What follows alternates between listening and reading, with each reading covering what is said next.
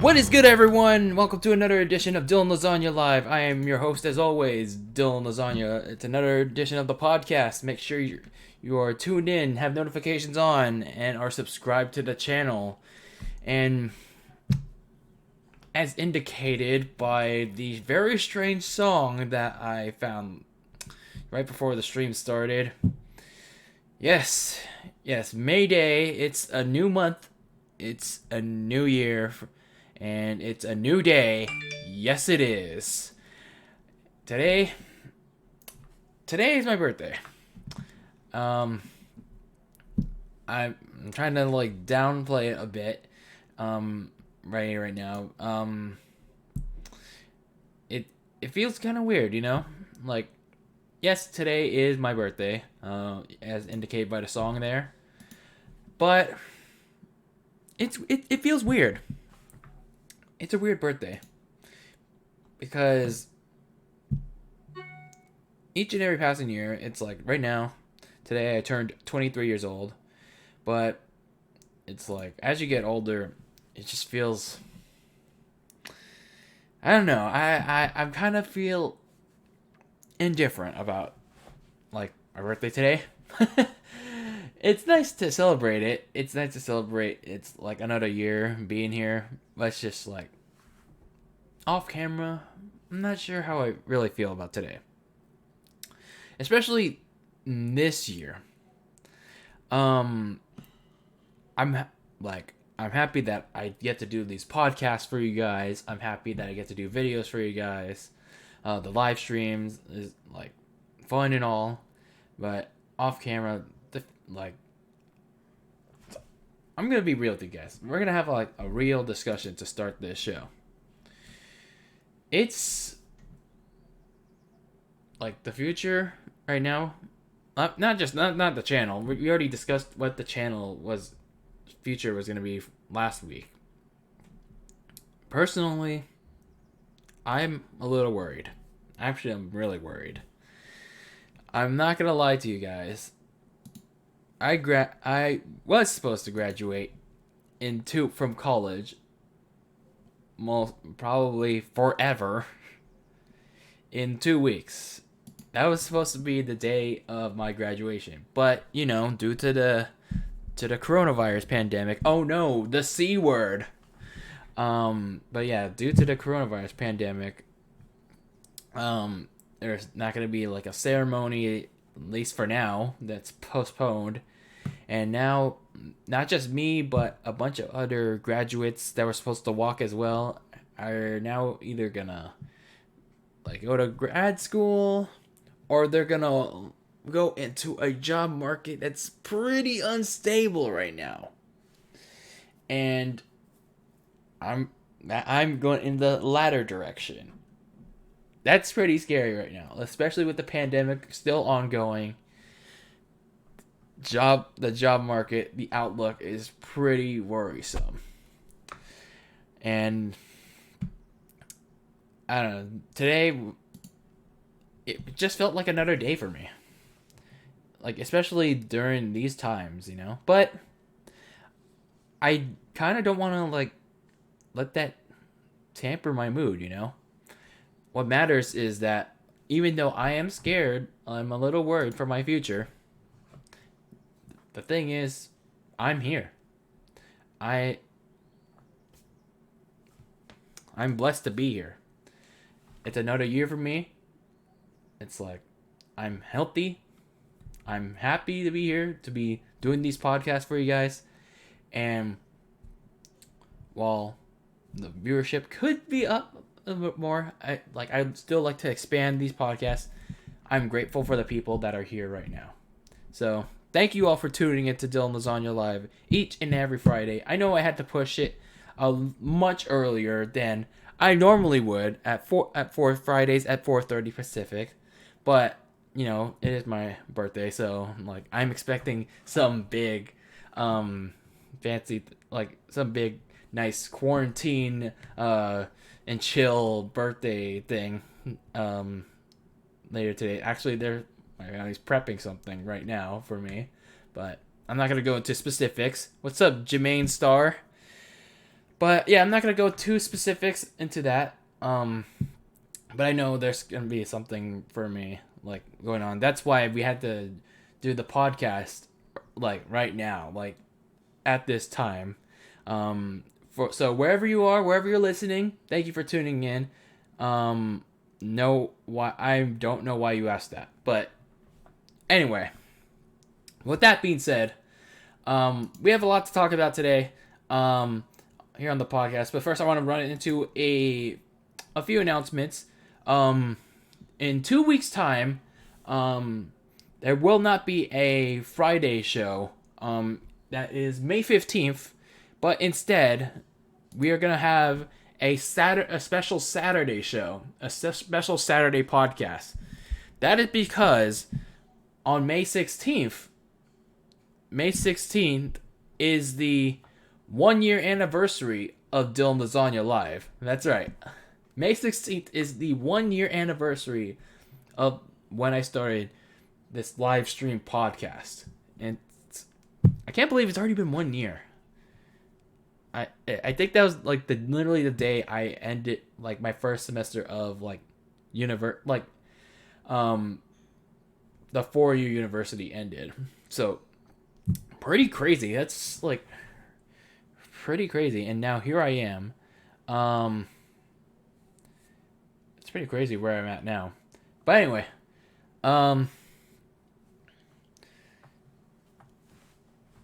that's gonna happen. So May 16th, mark your calendars. That's literally the day that after when I was supposed to graduate. That's gonna be happening. May 16th is the anniversary podcast. So more details on that will come most likely on next week's show on what exactly we're gonna do.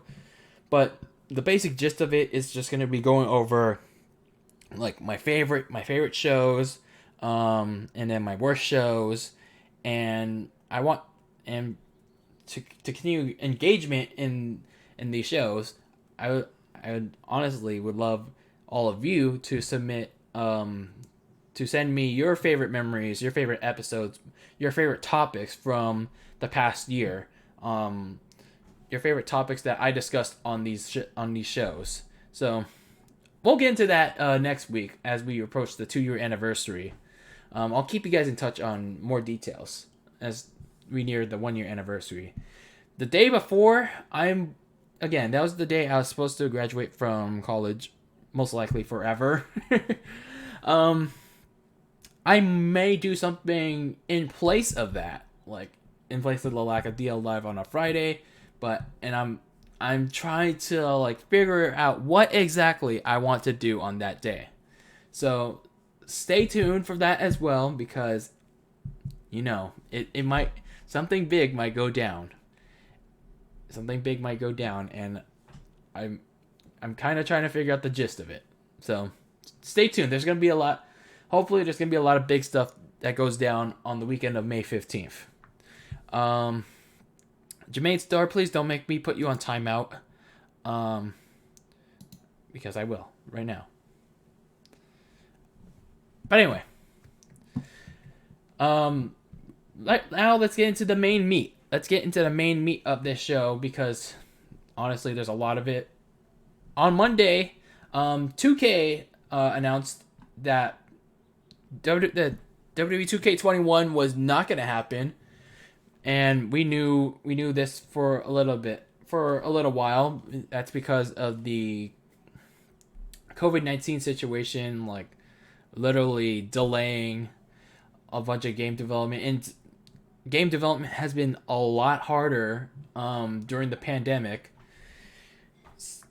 Like, for example, you normally would have heard 2K talk about WWE 2K21 or the annual 2K games, like especially with WWE, at least a mention of it during this time. So, like, they would normally start doing like face scans. They would normally start like scouting the WrestleMania arena, but that's not happening. That's not happening this year. So in a press release regarding this, WWE announced on Monday, April 27th, the following, and I quote, "Hello from everyone at 2K. We hope that you and your families are all well and safe. We hope our games and the vibrant communities you have created around them that are continuing to bring you joy and help you stay connected and engaged during these uncertain times. We are extremely fortunate to be in the entertainment industry, and it's a privilege and responsibility we don't take lightly. With that in mind, we got news to share in the world of WWE 2K video games and want you to give a candid look at the road ahead. Let's begin with a surprise, and we're actually gonna watch that surprise right now. So this is the surprise. 2K Battlegrounds. So let's take a first-hand look at it. So we got The Rock here, and I think this looks like a better model of The Rock than it was in 2K20. Again, I only saw a gameplay of 2K20, but honestly, this looks slightly better. And you can clearly tell it's not going to be like a simulation like the usual 2K games, because, well, you got an alligator. It's like you already think that there's going to be an alligator in this game. It's like maybe one of those death traps in Mortal Kombat. But then you also think that, well, John Cena is going to disappear again for the second time this month. And damn, look at that face scan on Charlotte. It's like, that looks bad. That model looks really bad. I hope they fix that. I hope they fix that in whenever, like, as they get closer to the date. And then you got Becky Lynch there. So already, like, you know how they have Charlotte in a fire around Charlotte. I can already tell it's already got an All-Stars. They already got an All-Stars vibe here, going on here. So I'd assume they do something like All-Stars, because we already got that motion here. But let's continue watching it. And then we got Becky Lynch doing her old straight fire pose here. But yeah, these models need a big revamp. And then John Cena and The Rock are doing like large uppercuts. So yeah, there's more here. So that's the name, 2K Battlegrounds. And yeah, that's pretty much the gist of it. That's pretty much the gist of the game. It's like an arcade style, reminiscent of WWE All Stars. Now, granted, I actually liked WWE All Stars. This game's not going to be everyone's cup of tea. Like, they're into the more realistic, recreating like WWE like matches, like WWE TV and all that. But I mean, I'm fine with those kind of games too. I just grew up with the more arcadey style WWE games like SmackDown versus Raw, like the earlier SmackDown versus Raw and Know Your Role too on the old PlayStation. And like one of my other favorite games was All Stars because of how over the top it was. Now again, this game kind of gives me that vibe, but I will say that a lot of people were not liking this when the announcement came. So as you can see on Twitter, it's like people were just really mad. They were really pissed at the announcement. It was a big yikes. So we got a couple of tweets here, like people were getting worked up over on Twitter about the game. A lot of people were expecting a remake of Here Comes the Pain or like No Mercy. It's like come on y'all. It's pretty insane. But we only got 26 seconds. Of a game that was just revealed, and people are getting mad about it. Like, can we gotta chill, y'all. We have to chill. Now, granted, they could work on the models. They could work on the wrestler models because The Rock and Cena look fine, but Charlotte and Becky, they need work. They need a lot of work. Now they also rated the game. It's on the ESRB website. It's rated T for teen, and this is the summary. And I quote: "This is an arcade-style fighting game in which players engage in wrestling matches using custom characters and WWE superstars." So that's the first indication of what's going to be in the game. So there's going to be custom characters, but we don't know what custom features are going to be in the game. But hopefully it won't be as limited like as All Stars was, but we'll wait and see.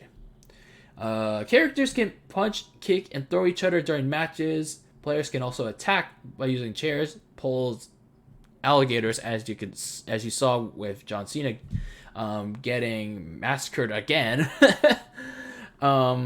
Exploding barrels and falling cars. Wrestlers react to damage by crying out in pain or writhing on the floor. Matches are depicted in a somewhat exaggerated cartoon style.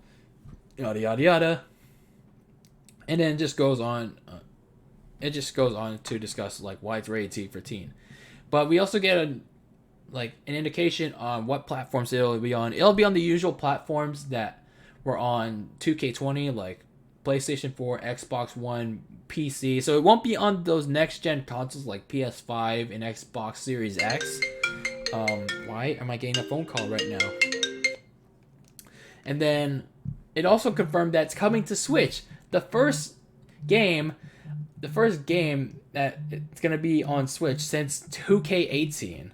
So 2K8, like, let's hopefully they patch it. It runs as well as runs just miles better than 2K18.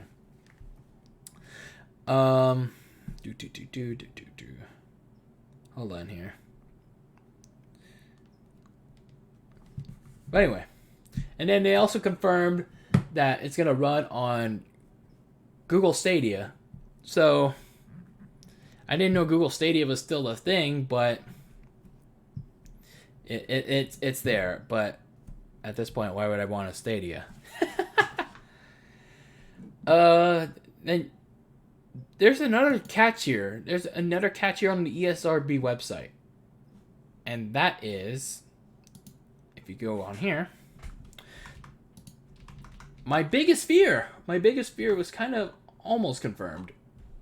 Microtransactions. There's the possibility of microtransactions. Our favorite thing of all time. Oh boy. Now, this was a problem in NBA 2K Playgrounds. The implementation of microtransactions. And if I recall, it's like a lot of players were locked behind ridiculous amounts. You couldn't unlock the players unless you had like a huge chunk of money, and I know you had to grind like ridiculously to unlock like certain characters in that game, and it's just crazy. It's just crazy to me, like if they go through with this, if they take this same route of going through, if they actually try to like if they try to make the WWE 2K Battlegrounds like structured in a way that it's like kind of like CTR, you know? It's like one of those games that they structure in a way that it forces you to pay like pay to win. It's like you're getting tired of playing the game and then you're like forced to spend real money to get the character or characters that you want. So that's worrisome. That is worrisome. But that is WWE 2K Battlegrounds. I'm curious to see what's next for the game. And let me know what you guys think about Battlegrounds in the chat below, or if you're watching this on demand, in the comments section below. Now let me get to the chat because someone apparently needs some attention. And someone is being disrespectful, so I'm going to put them on timeout.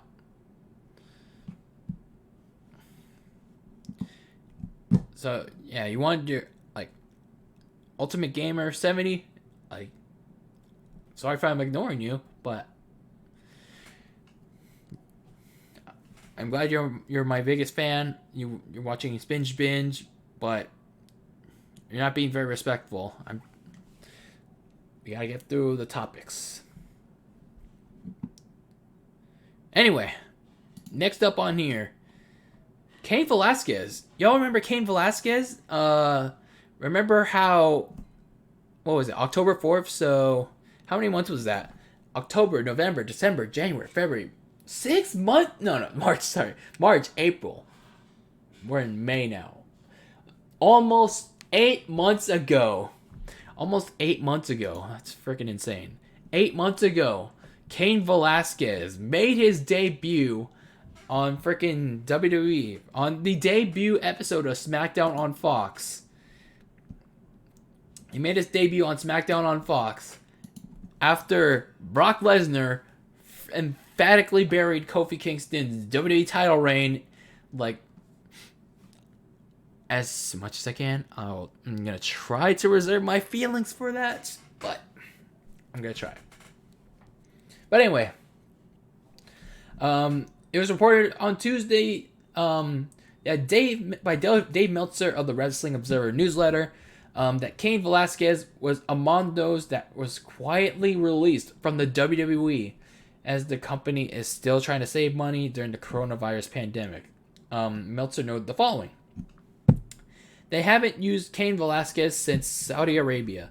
He was on a giant contract. Yeah, remember when WWE signed Cain Velasquez to a multi-year contract? I think it was a week or two after Cain Velasquez appeared on SmackDown. So yeah, that's pretty much it. It was a multi-year deal. Oh yeah, it's pretty much what I just said. Just like everyone else, he signed a giant deal, and one of the things about that deal is that they have the right to cut people. So, just like that, Cain Velasquez is gone. He had one match in Saudi Arabia. He didn't look great in that match at all. He tapped out to Brock Lesnar, and then that led to the angle with Rey Mysterio at Survivor Series, which went nowhere. And Pokemon Gamer 95 exactly put in the way that I was about to say. Brock Lesnar buried Kofi Kingston and his title reign. And it's now completely pointless now that Cain Velasquez is gone.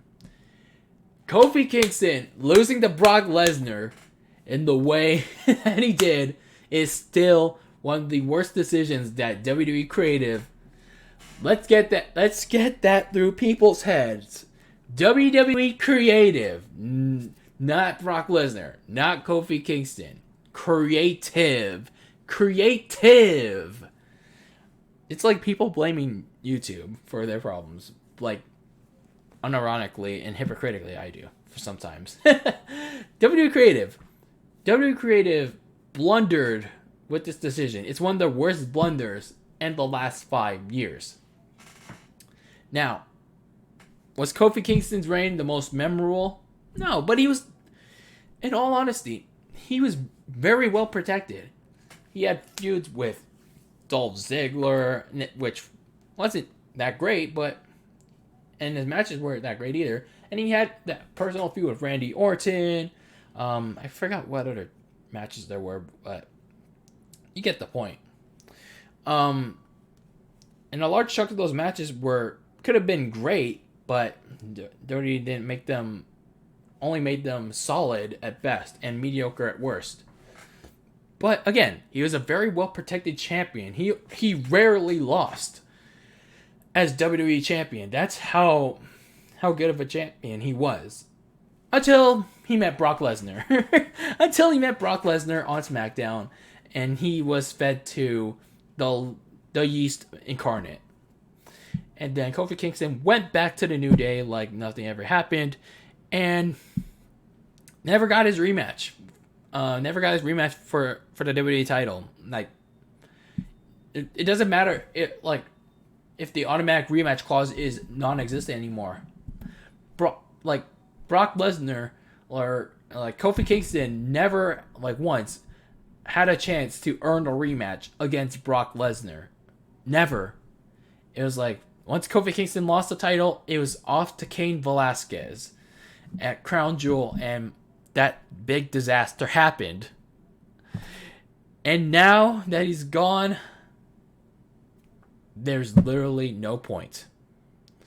There's literally no point in there. But I will say that he didn't really have much of a chance in WWE because he was battling all those knee injuries. So maybe that was a reason why he was released as well. It's like WWE was too concerned about his knee injury history. But he did get surgery in February. But I guess WWE is just trying to save money on that, though. But we'll see what Cain Velasquez does next. I don't really care what he does. But if he decides to go back to AAA or AEW, I'm just... It was just a waste of money for WWE to sign Cain Velasquez. And poor Kofi Kingston. He had a really great WrestleMania moment and then a really good title reign.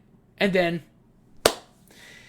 it all came crashing down to Brock Lesnar, and just for Cain Velasquez to get one title match that flopped, and he's just gone, making it very, very, very, very pointless. Very, very pointless. Also, someone that got released was another veteran, but also a jobber, was Curtis Axel. Curtis Axel also got released by the WWE yesterday. In a statement, yesterday, WWE announced that it released Curtis Axel and they wished him the best in his future endeavors. Now, Axel debuted for the WWE in 2010 under the name of Michael McGillicuddy, competing in the second season of NXT. Now, again, if you all remember, NXT at the time was a rookie competition. It's not that third brand that you see nowadays. So McGillicuddy participated in the second season of NXT before debuting on Raw later that year with the Nexus, and then he won the tag team titles twice. He won one with David Otunga, and then he won one with Bo Dallas. And then, of course, he was a former Intercontinental Champion. And then he even got to be a Paul Heyman guy. He even got to be a Paul Heyman guy. Paul Heyman tried to help him get over with the audience, but that didn't really work. He didn't have much mic skills. He didn't have the charisma that Mr. Perfect, his dad, had. It just didn't work for him.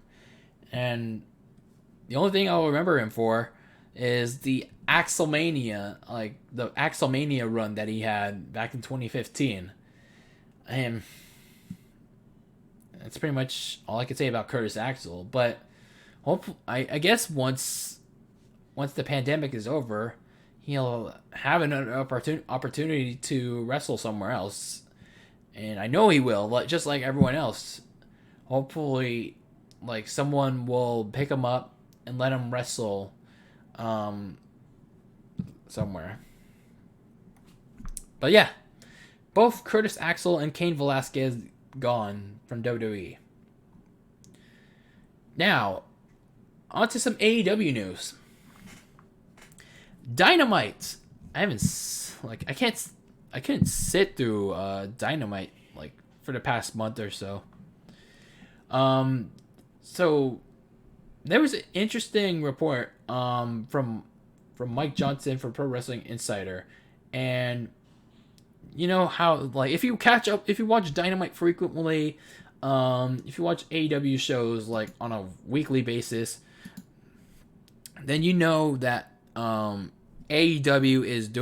have been using their backlog that they taped back in March because of the pandemic, and it's like they had a month and a half's worth of content. So now what do they do with, like, now that they used up all their tapings? What do they do now? Well, Mike Johnson from Pro Wrestling Insider reported on Monday that they're going to go back to live programming starting next week. And this is the current plan. The current plan is to return to live programming every other week. But again, plans can always change. Double or Nothing, which was originally supposed to be in Vegas, as I mentioned a couple weeks ago, but now it's not happening in Vegas. It's still going to happen May 23rd, but it's going to air on pay-per-view live. I could have roasted AEW. I could have bashed on them just like I bashed WWE for going live, for doing live shows again, because, like, in the current state of the pandemic, it's like, it's too risky. Like, you never know when someone's gonna catch it.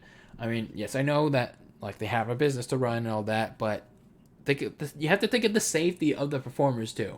It's like how do they feel? Like, it's like, what if someone catches it? If someone catches it, then, well, the operation is going to be shut down like the NBA did. But if they are going to take a similar route to WWE, if they're going to take, like, all these protocols like they usually do, it's like, if you're, like, ill or show symptoms, then you're not getting in. If they're doing this, like, the strict protocol, the strict testing, and as long as they're cleaning the ring, like, frequently, and if they're also following, like, a strict schedule, like, say, for example, they go live next week, but they also go live, or they also tape a show following the live broadcast, then I'll be a little okay with that. I'll be okay with that. But since Florida is on drugs,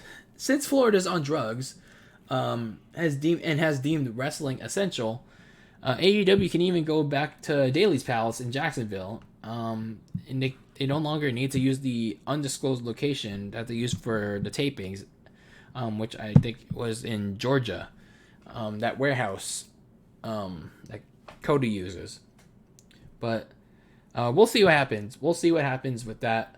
I just hope that more wrestlers need to show up other than the ones we saw at the tapings, because it's like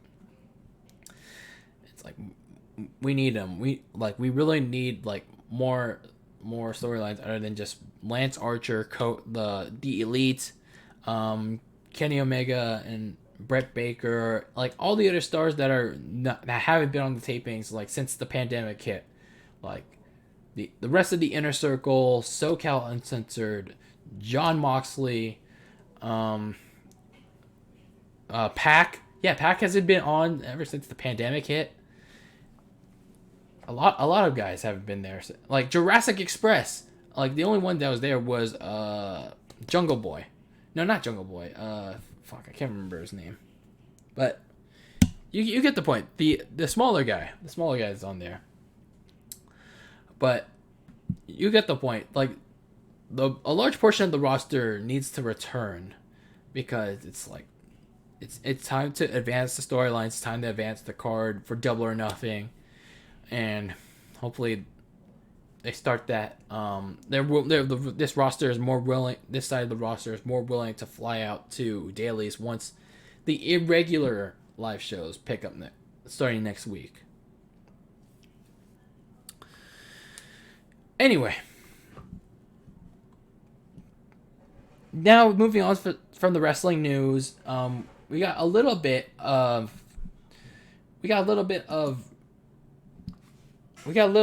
football news. A little bit of football news here, for all my NFL people. Jameis Winston, like our favorite 30 for 30 guy. Our favorite 30 for 30 guy has signed with the Saints. So the New Orleans Saints announced Tuesday, according to Bleacher Report, they agreed to terms with Jameis Winston, the famous Jameis, on a 1-year contract. So Jameis Winston has had a pretty decent career in Tampa Bay. Excuse me. He was the number 1 overall pick back in 2015, drafted from Florida State. And while he can make the plays his decision making is like very bad. It's like when he's under pressure, he tends to throw a lot of picks. He tends to throw a lot of interceptions. Especially last season when he went 30 for 30. There should be a 30 for 30 on Jameis Winston's season. 30 touchdowns, 30 interceptions, all the good juicy stuff. But anyway, Jameis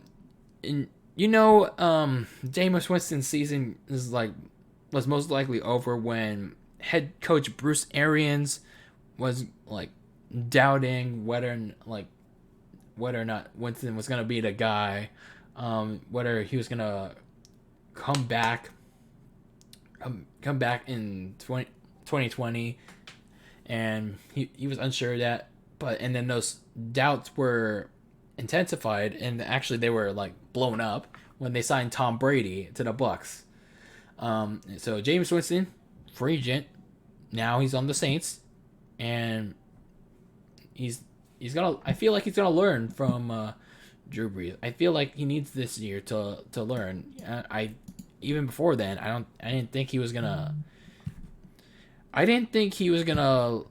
be a starter anywhere else, unless a team was really desperate to pay Jameis Winston starter money. But I don't think anyone needs other than the Jaguars, I guess.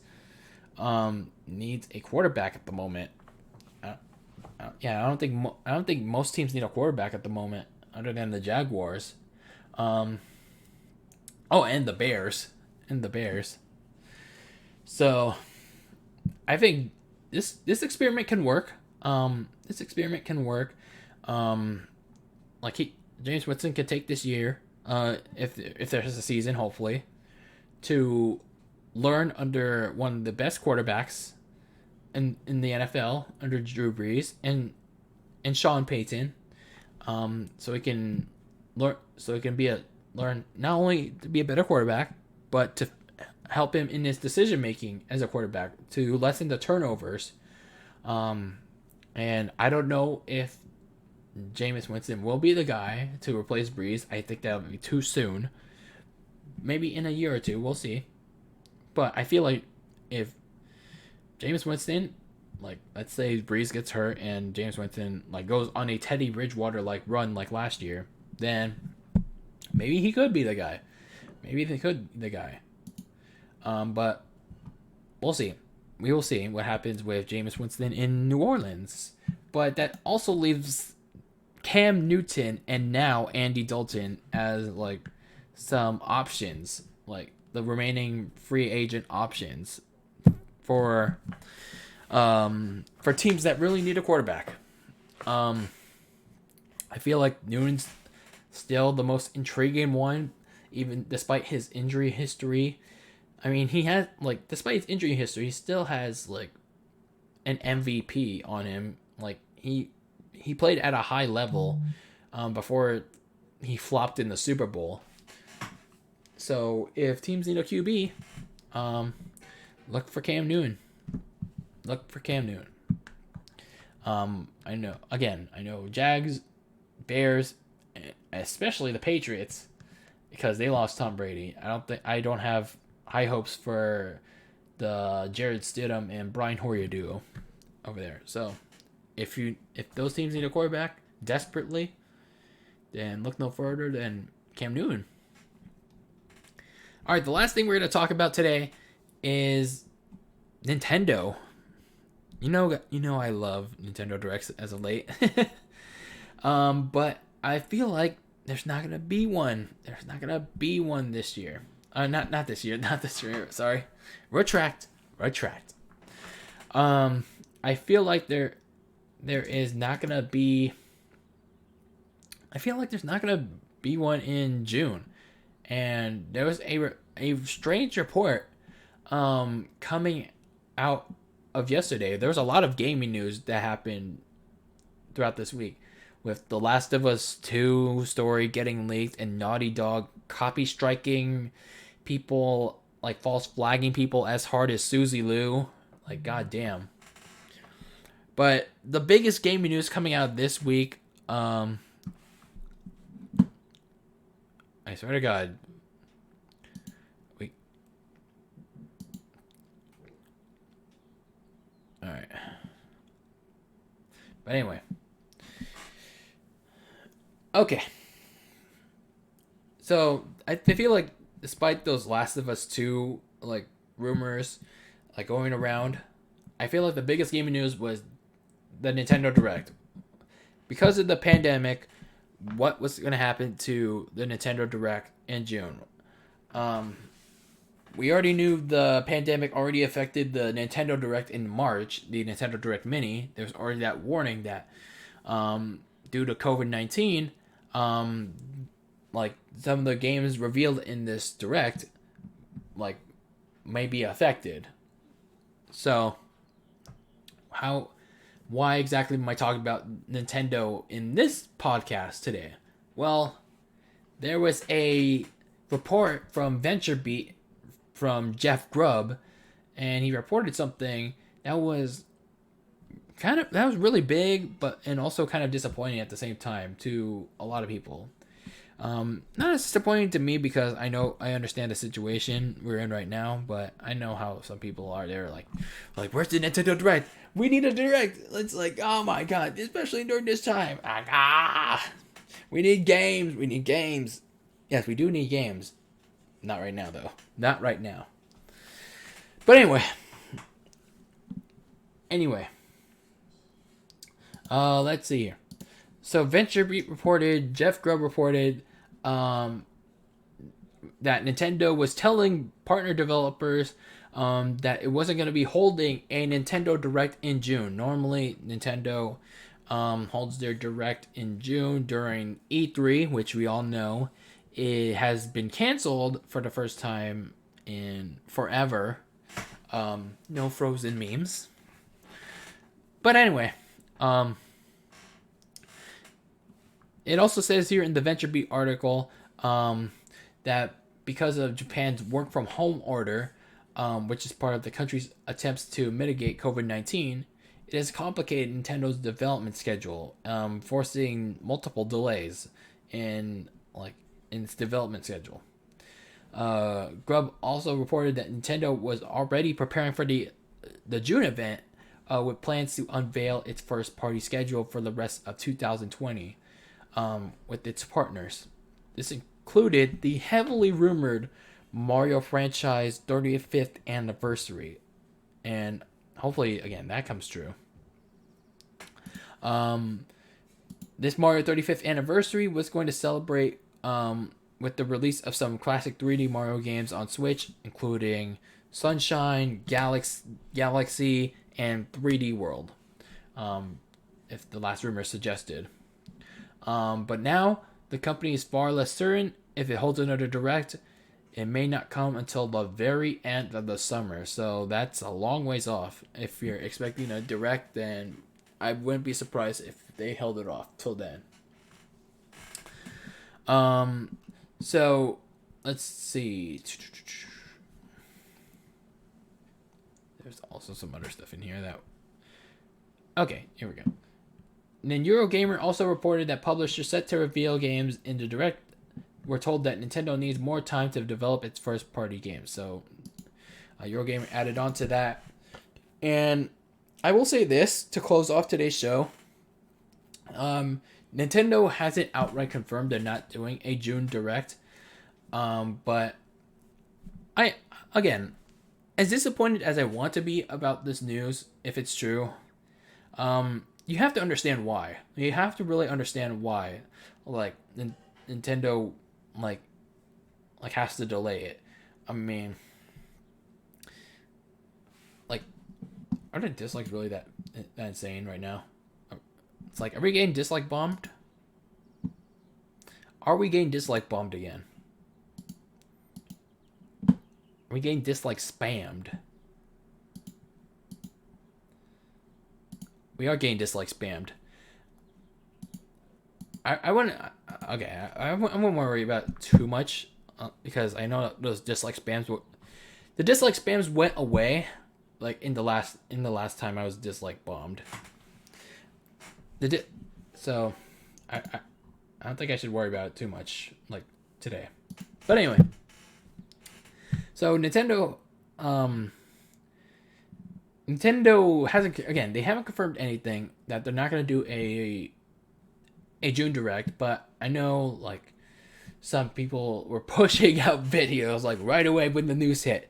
There's Zach from Switch Force, RGT85, Spawnwave talked about it in his Newswave this morning. Arlo talked about it, and thank God he didn't say it was outright canceled. He just said it's unlikely. He was literally one of the only YouTubers in my sub feed that said it's unlikely. Everyone else was just well, it's canceled.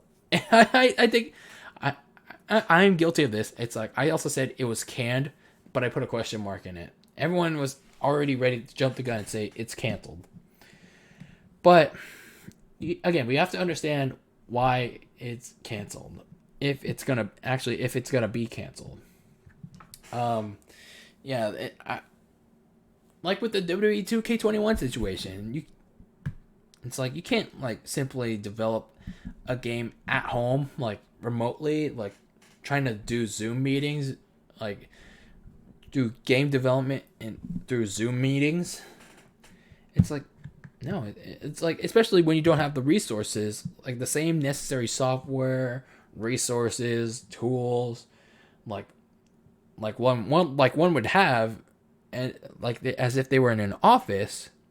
Again, I can't speak on game developers because I'm not a game developer myself. I'm just a video game fan. So we can't roast Nintendo for this kind of decision. I know some people are on Twitter. They're like, "Oh, what? This is the worst day. 2020 is officially canceled because there's no Nintendo Direct. There's not going to be any more video games for the rest of the year." Da, da, da, da, da. So it does suck that Nintendo may not have their usual June 2020 Nintendo Direct. But it's like we have to keep in mind that they're doing what WWE should have been doing, as well as AEW.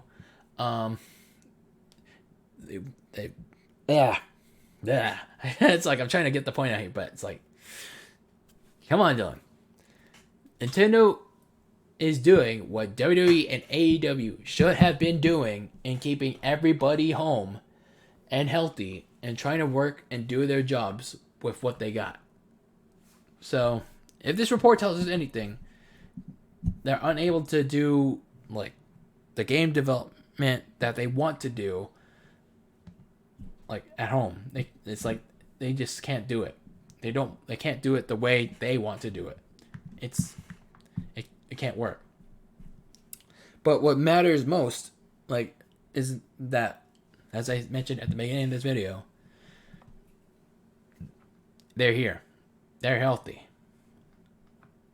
As long as they're healthy, that's all that matters. Now, I don't want to get too deep into like this part. We don't know what's going to happen to like in place of the Direct if it indeed does get canceled. But if it does, who knows what will happen? We may get like mass game announcements, mass game announcements through Twitter, Twitter threads in place of the Direct. But again, the pandemic keeps changing every day. It's like here in California, like the stay at home just got extended to May 31st, the end of the month. So, and then like the Florida governor was on drugs again by trying to have fans like sporting events with fans like with at 25% capacity as soon as next week. It's stupid. But again, the pandemic keeps changing every single day. So we'll see what happens to the Nintendo Direct in June. It's like whether or not it gets canceled, as long as everyone's staying healthy, that's all that matters to me. So again, we'll just have to wait on official confirmation from Nintendo regarding the matter. And we'll see what happens from there. But anyway, guys, that is your episode for DylanLasagna Live for this week. That was the podcast. I know we are getting dislike spammed again for the second week in a row. The second time in 2 weeks. Second time in 3 weeks, actually. But as Pokemon Gamer lovely mentioned, they'll disappear after the stream ends because they're spam. They're spam Masubi. I could go for some spam Masubi on my birthday today. I'm kind of craving it right now. But anyway, guys, what'd you guys think about the topics today? We got the 2K Battlegrounds reveal. Cain Velasquez, Curtis Axel being released from WWE Dynamite, returning to live shows next week. Jameis Winston signing with the Saints, and Andy Dalton being released from the Bagels, and the Nintendo Direct in next month reportedly being canned. Again, we have to wait for official confirmation on that. But what do you guys think about? Like, let me know what you guys' opinions on those topics in the comment section below. Again, anything, like everything, all my thoughts on these topics are simply my opinions. And I would love to know what your opinions are on these topics in the comment section below if you're watching this on demand. But anyway, guys, I'm gonna head out, get some cake, and whatever's smelling good outside, I'm gonna get some of that too. But anyway, guys, again, 2 weeks from 2 weeks from Saturday is the anniversary show of Dylan Lasagna Live. Again, there's not gonna be a Dylan Lasagna Live on May 15th. That's a Friday, because we're gonna move it one day after, on May 16th, because it's the anniversary podcast. So more details on that next week and the days to come, and hopefully I want to do some. I would love to do something on May 15th.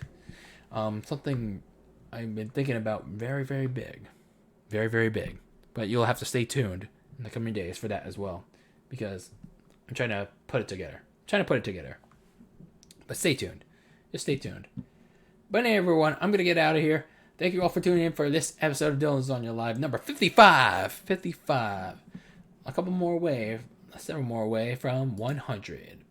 But anyway, everyone, thank you for stopping by. Thank you for chatting, and especially those spammers. And you'll never get any of those any day. But anyway, always be delicious, and I'll see you all next time. Take care, everyone. Goodbye.